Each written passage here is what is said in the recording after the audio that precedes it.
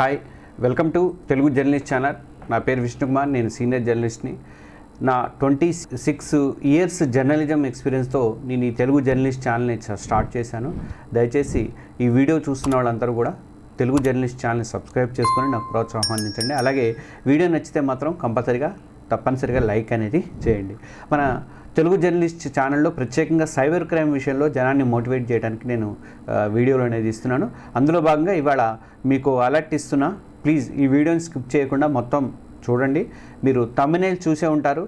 ప్రతిరోజు కాల్స్ వస్తున్నాయి ఎవరికి చెప్పుకోవాలని. అది ఎవరికో కాదండి, నాకే. నా మొబైల్ నెంబరు ఎంతమంది సైబర్ క్రిమినల్స్కి చేతికి చేరిందో నాకైతే తెలియదు, కానీ నా నెంబర్లు అమ్ముకున్నవాడు ఎవడు బాగుపడ్డానే అనుకుంటున్నాను నేను. ఎందుకంటే రోజు కనీసం 5-6 ఫేక్ అండ్ ఫ్రాడ్ కాల్స్ వస్తున్నాయంటే అర్థం చేసుకునే పరిస్థితి ఎంత దారుణంగా ఉందో. అఫ్కోర్స్ నేను నా మొబైల్లో గూగుల్కి సంబంధించినటువంటి యాప్ ఒకటి వేసుకున్నా కాబట్టి ట్రూ కాలర్ కూడా ఉంది. దాంతో కొంతవరకు ఆ ఫ్రాడ్ కాల్స్ అనేవి ఆటోమేటిక్గా కూడా బ్లాక్ అవుతున్నాయి. అయితే వీటిని కూడా తప్పించుకొని మళ్ళీ ఇంకా కొన్ని కాల్స్ కూడా మనకి వస్తున్నాయి. అవేంటంటే, మీరు ఫెడెక్స్లో పార్సిల్ పంపారు, అది రిటర్న్ అయింది, దాని గురించి సమాచారం తెలుసుకోవాలి అనుకుంటున్నారా? అయితే 1 నొక్కండి, 2 నొక్కండి, పీక నొక్కండి అని చెప్పి అట్లాంటివి వస్తున్నాయి. అలాగే మొన్నటిదాకా ఫెడెక్స్ కొరియర్ పేరు మీద వస్తే ఇప్పుడు నిన్న మాత్రం డిహెచ్ఎల్ పార్సిల్ సర్వీస్ పేరు మీద వచ్చింది. ఇట్లాంటివి మరి ఎప్పుడు ఫెడెక్స్ మీద ఎప్పుడు బుక్ చేయలేదు నేను, డిహెచ్ఎల్ మీద కూడా ఎప్పుడు బుక్ చేయలేదండి. వెంటనే ఆ కాల్ కూడా నేను బ్లాక్ చేశాను. అయితే ఆ తర్వాత నేను ఇంకో మంచి పని చేశాను. అదేంటో మీకు చెప్తాను, వీడియోలో చెప్తాను. జస్ట్ వెయిట్, చూస్తూ ఉండండి. అయితే ఇక 3వ రకం కాల్స్ వారం క్రితం ఒకటి వచ్చింది. అది లక్నో పోలీస్ స్టేషన్ నుంచట. అయితే అది మొత్తం అయితే నేను వెళ్ళలేదు. లక్నో పోలీస్ అనగానే వెంటనే కట్ చేశా. బహుశా లక్నో పోలీస్ స్టేషన్లో మీ మీద ఏదో కేసు నమోదైంది, అది డ్రగ్ పార్సిలో లేకపోతే మీ అబ్బాయి రేప్ కేసులో ఇరుక్కున్నాడు, ఇట్లాంటి చాలామందికి వస్తున్నాయి. ఈ దొంగ నాటకాలన్నీ మళ్ళీ మొదలు పెడుతున్నాను అనమాట. అసలు నాకు అర్థం కాని విషయం ఏంటంటే, మన గవర్నమెంట్ వ్యవస్థలో కానీ పోలీసు వ్యవస్థలో కానీ మన మీద ఒక కేసు అనేది నమోదైతే డైరెక్ట్గా పోలీసులు కాల్ చేయకుండా కస్టమర్ కేర్ కాల్ లాగా ఫోన్ వచ్చి మీరు 1 నొక్కండి, 2 నొక్కండి అని ఎట్లా వస్తుందండి? ఆ సైబర్ క్రిమినల్స్ ఈ లాజిక్ ఎట్లా మిస్ అవుతున్నారా అని నేను అనిపిస్తుంది. అంటే నేను వాళ్ళకేదో హింట్ ఇవ్వడం కాదు, కానీ అలాంటి కాల్స్ కూడా ఎట్లా వస్తున్నాయి, అది ఎలా నమ్ముతారు అనుకుంటున్నాడు జనాలు అనేది నాకు అర్థం కాని విషయం అనమాట. ఇలాంటి కాల్స్ చేసినటువంటి సైబర్ క్రిమినల్స్ డిజిటల్ అరెస్ట్ అయ్యారంటూ అని చెప్పేసి భయపెట్టి మనని కదలకుండా మెదలకుండా చేస్తున్నారు. కనీసం బాత్రూమ్ కూడా వెళ్ళనీరు, బయటికి కదలనీరు, పక్కకు చూడనీరు, అలాంటి పక్క రూమ్లో కూడా వెళ్ళనీరు. ఇట్లాంటివన్నీ నేను గత వీడియోలో కూడా చెప్పాను. ఇలాంటి డిజిటల్ అరెస్ట్ అనేది భారతీయ చట్టాల ప్రకారం అస్సలు లేనే లేదు. మీరు గుర్తుపెట్టుకోండి. ఇప్పటికీ చాలా రాష్ట్రాల్లో డీజీపీలు కానీ పోలీసు ఉన్నతాధికారులు కానీ చెప్తూనే ఉన్నారు, అలాంటివి డిజిటల్ అరెస్ట్ అంటే మీరు ఏం పట్టించుకోకండి, డోంట్ కేర్ అనండి. మీరు ఏమాత్రం కూడా అలాంటి వాటికి భయపడద్దు. అదేదో సినిమాలో మెగాస్టార్ చిరంజీవి అంటారు కదా, ఏం చేసుకుంటారో చేసుకోండి అని. నేను డైలాగ్ మార్చానులేండి.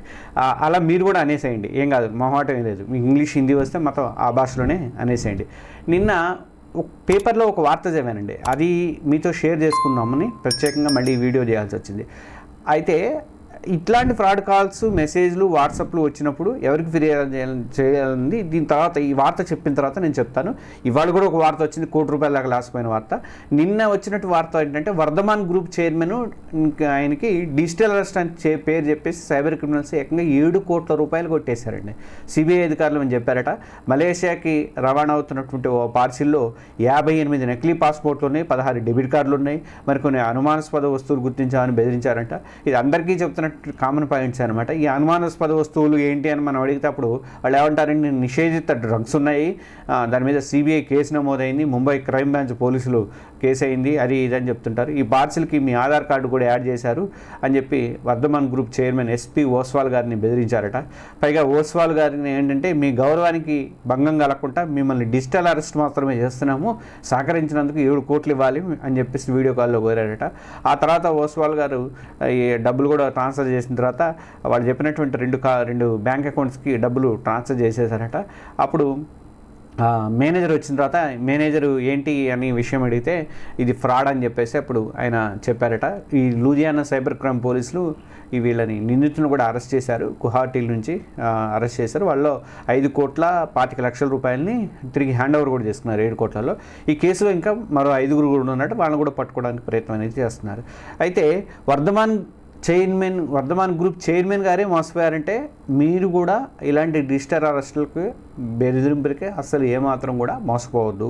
పైగా వాట్సాప్, స్కైప్, వీడియో కాళ్ళల్లో కింద ప్యాంట్ లేకపోయినా కానీ పోలీస్ షర్ట్ వేసుకొని ఇట్లా హడావిడిగా పడుతుంటాడు. వాడు ఇట్లా ఓ రోజు సజ్జనార్ గారు ఒక వీడియో పెట్టారు. ఆ వీడియోలో వాడు ఇట్లా సరి చేసుకుంటున్నాడు టోపీ, పైన పోలీస్ డ్రెస్ వేసుకొని ఇది పెట్టుకుంటాడు, క్యాప్ పెట్టుకుంటారు.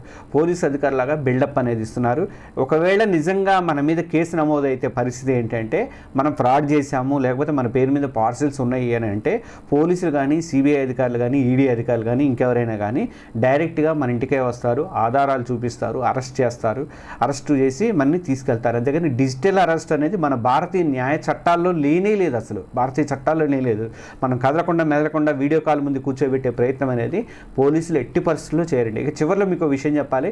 ఇలాంటి కాల్స్ వచ్చినప్పుడు మీరు డబ్బులు పోగొట్టుకుంటే వెంటనే 1930 ఆ నెంబర్కి కాల్ చేస్తాము, లేదంటే సైబర్ క్రైమ్ పోర్టల్ ఉంటుంది, ఆ కాల్ చేస్తే వాళ్ళు కూడా మన దగ్గర నుంచి రిసీవ్ చేసుకుంటారు. ఏ టైం జరిగింది ఏంటి మొత్తం అన్ని రికార్డులు నమోదు చేస్తారు. ఆ తర్వాత మనం సైబర్ క్రైమ్ పోర్టల్లో కూడా ఫిర్యాదు చేస్తాము. మనం ఎంత పోగొట్టుకున్నా సరే 5,000 రూపాయలు కానివ్వండి, 5 పైసలు కానివ్వండి, 10,000 కానివ్వండి, అంతైనా కానివ్వండి, ఈ పోర్టల్లో మీరు అయితే కంపల్సరీగా కంప్లైంట్ అనేది చేయండి. ఇంకా ఫ్రాడ్ కాల్స్ వస్తుంటే మీరు అంటే మీ దగ్గర డబ్బులు పోలేదు కానీ ఫ్రాడ్ కాల్స్ మాత్రం రెగ్యులర్గా వస్తున్నాయి. అలా మనం వచ్చినాయి అని మనం తెలివిగా బ్లాక్ చేసుకున్నాం, అయిపోయింది. ఫర్దర్గా వాడు మనం వదిలిపెట్టినా కానీ ఇంకొక 100 మందికో ఇంకొక 1,00,000 మందికో అదే నెంబర్ నుంచి కాల్ చేస్తారు కదండి.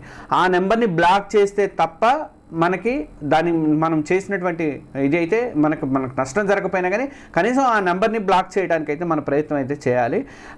అందుకనే మీరు పర్మనెంట్గా ఆ నెంబర్ని బ్లాక్ చేయాలంటే మీరు చక్షు లేదా సంచార్ సాతి అనే వెబ్సైట్లోకి వెళ్ళి ఫిర్యాదు అనేది చేయాలి. ఆ 2 లింకులు కూడా ఎలా ఫిర్యాదు చేయాలనేది ఆ 2 లింకులు కూడా నేను ఈ వీడియో డిస్క్రిప్షన్లో పెడతాను. అందులో కొన్ని డీటెయిల్స్ పూర్తి చేయాల్సి ఉంటుంది. మీకు SMS వచ్చిందా, లేకపోతే కాల్ వచ్చిందా, లేకపోతే వాట్సాప్ మెసేజ్ వచ్చిందా, ఇలాంటివన్నీ అడుగుతారు. ఆ తర్వాత మళ్ళీ ఏ నెంబర్ నుంచి వచ్చిందని అడుగుతారు. తర్వాత మీరు దాంట్లోకి వెళ్ళే ముందు ఒక స్క్రీన్ షాట్ కూడా తీసుకోండి. మీకు వచ్చిన నెంబర్కి 3 స్క్రీన్ షాట్ తీసుకుంటే ఆ స్క్రీన్ షాట్ కూడా పెట్టాల్సి వస్తుంది. ఏ టైంకి వచ్చింది ఇలాంటివన్నీ అడుగుతారు. ఆ తర్వాత మనకి ఇదంతా మొత్తం మన వివరాలు కూడా పెట్టిన తర్వాత మనకి నిజంగా మనం ఫోన్ నెంబర్ నుంచి మనం కంప్లైంట్ చేస్తున్నామా లేదా అని కొనుక్కున్న తర్వాత వాళ్ళు ఏం చేస్తారంటే ఓటీపీ అడుగుతుంది. ఆ ఓటీపీని ఎంటర్ చేసిన తర్వాత అప్పుడు మీకు కన్ఫర్మ్ మెసేజ్ వస్తుంది. ఎడిట్ చేసుకుంటారని మళ్ళీ లాస్ట్లో అడుగుతుంది. ఎడిట్ ఏం లేకపోతే ఒకసారి మనం కంప్లైంట్ అంతా చూసుకొని సబ్మిట్ కొట్టేస్తే మన కంప్లైంట్ చేసినట్టుగా మెసేజ్ అయితే వస్తుంది. చాలామంది అనుకుంటారు అదేంటి భయ్యా మా డబ్బులు పోలే కదా, జస్ట్ కాలే వచ్చింది లేదంటే SMS వచ్చింది కదా, మేము కంప్లైంట్ ఎందుకు చేయటం అని అనుకుంటారు. లేనిపోయిన రిస్క్ ఎందుకు అనుకుంటారు. కానీ మీరు మోసపోకుండా జాగ్రత్త పడ్డారు బ్రదర్. కానీ మనలాంటి వాళ్ళకి చాలామంది కొన్ని వేల మందికి, లక్షల మందికి కూడా వీళ్ళు మోసం చేస్తుంటారు. సో మనకు నష్టం జరగకపోయినా కంప్లైంట్ చేస్తే కేంద్ర ప్రభుత్వం ఆ మొబైల్ని బ్లాక్ చేస్తుంది. నిన్న మొన్న కూడా మనకు పేపర్లో వార్తలు వచ్చినాయి, 1,00,000కి పైగా మొబైల్స్ నెంబర్స్ని బ్లాక్ చేస్తున్నారు, మొబైల్స్ని కూడా బ్లాక్ చేసి పడేస్తున్నారని చెప్పి. సో డిజిటల్ అరెస్ట్ అంటే మాత్రం ఎట్టి పరిస్థితుల్లో భయపడకండి. మన చిరంజీవి గారి డైలాగ్ గుర్తుపెట్టుకోండి, ఏం డాష్కోండి అని చెప్పండి. ఇలాంటి సైబర్ క్రైమ్ అలర్ట్స్ అందిస్తున్నటువంటి మన తెలుగు జర్నలిస్ట్ ఛానల్ని మీరు అంతా కూడా సబ్స్క్రైబ్ చేసుకోండి. ఈ వీడియో నచ్చితే కంపల్సరీగా లైక్ చేయండి. మీకు కూడా ఇలాంటి పరిస్థితి ఎప్పుడైనా ఎదురైందా, మీరు ఏమైనా తప్పించుకున్నారా లేకపోతే బారిన పడ్డారా అన్నది మీ కామెంట్ రూపంలో కూడా తెలియచేయండి. Thank you for watching this video.